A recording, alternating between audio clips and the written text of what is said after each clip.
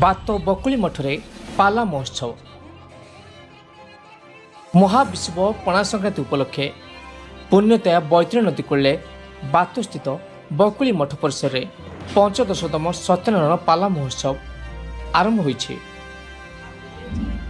एही महोत्सव को श्रीराम चेतना परिषद सभापति शिक्षाविद जदुनाथ मल्लिक, सदस्य निरंजन पंडा, कुश परिड़ा, सनातन परिहाड़ी, नरहरि राउत तथा बटकोट चक्रଙ୍କ द्वारा उद्घाटित होइछि। चिलिकार ज्ञानश्री श्रद्धांजलि बलवंतरांक द्वारा पाला परिवेषण कराइथिला।